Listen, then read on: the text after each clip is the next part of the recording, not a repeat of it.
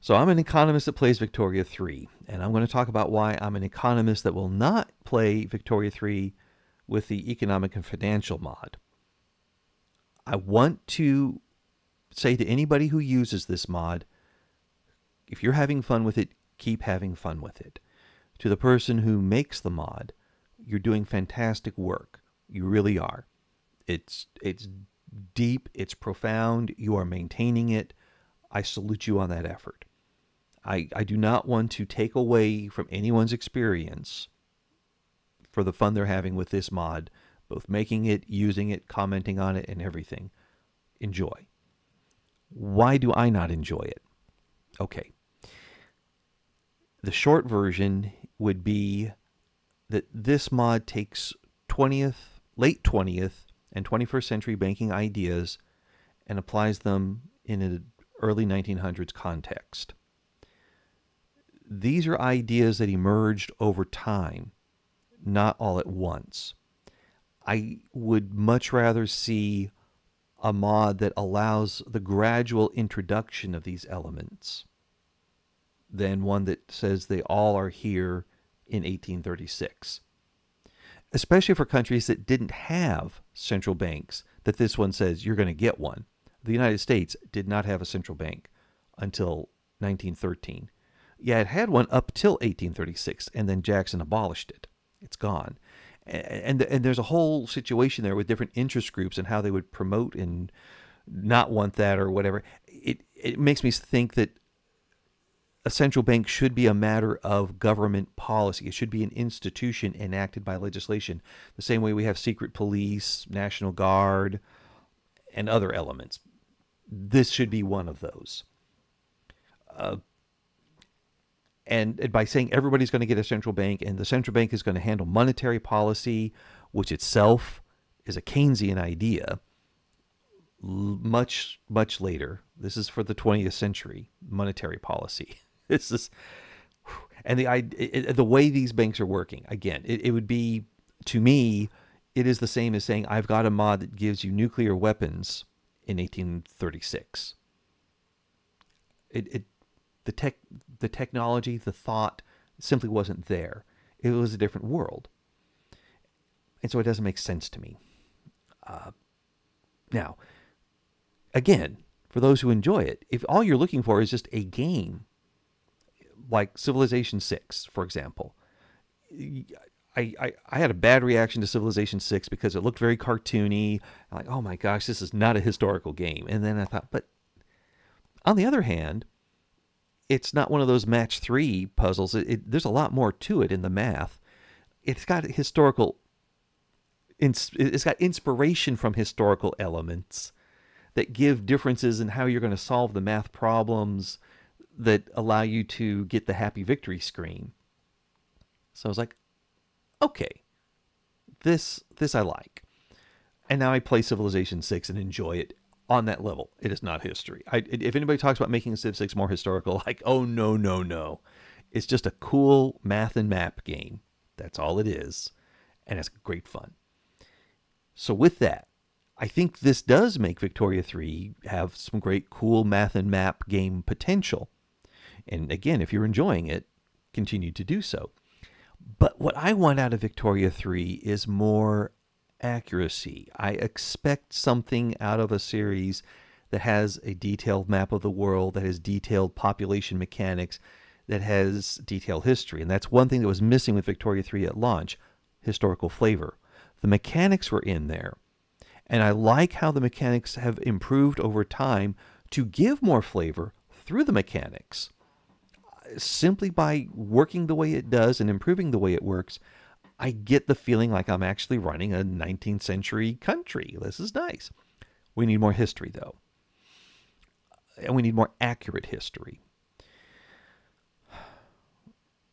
If I wanted accurate banking history implemented in a mod, let's say I could just speak and someone will create the mod. What would I have in it? Number one, banking would be a matter of political institutions.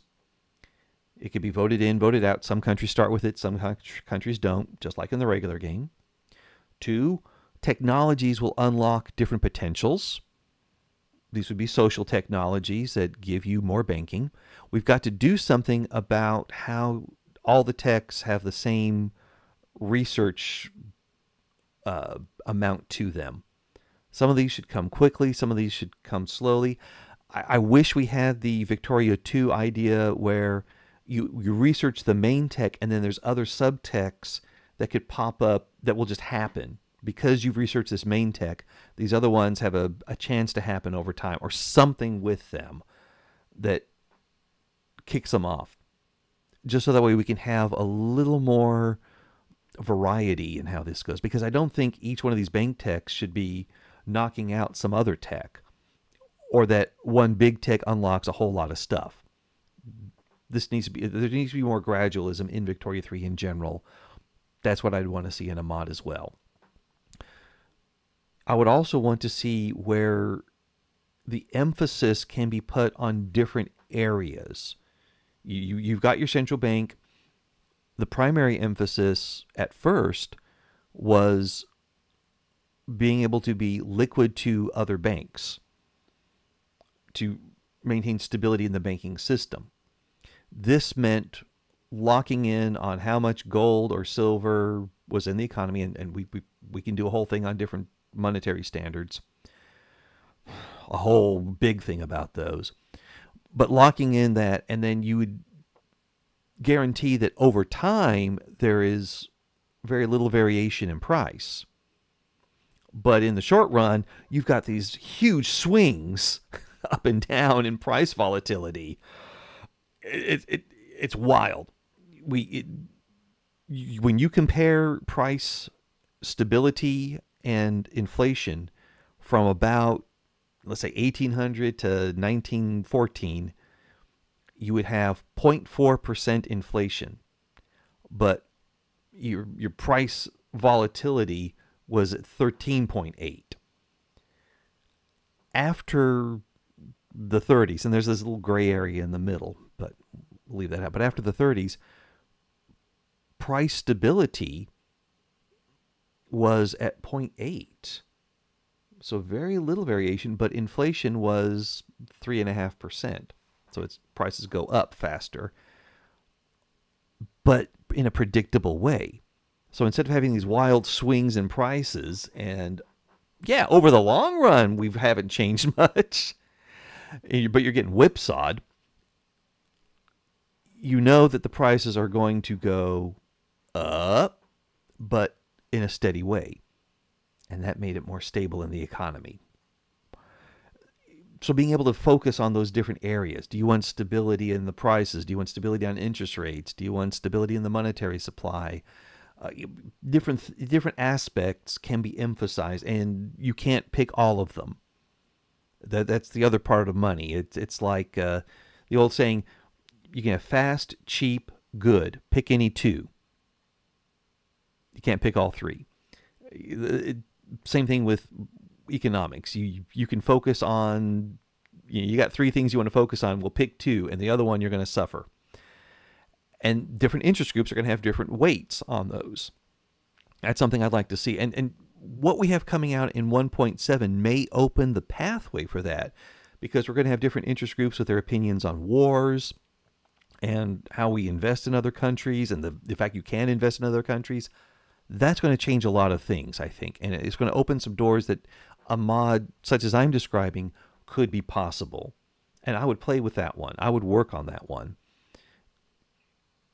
Just not this one, because I feel that there are elements in it that are just not right for me in the way I want to play a more historical game than what this would put into place. And that's why I'm not going to play with the economic and financial mod.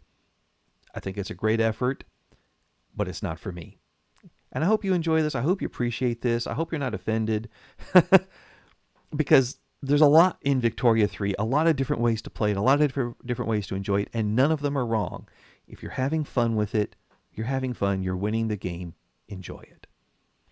May all your diplomatic plays go the way you want them, and I'll see you in the next one.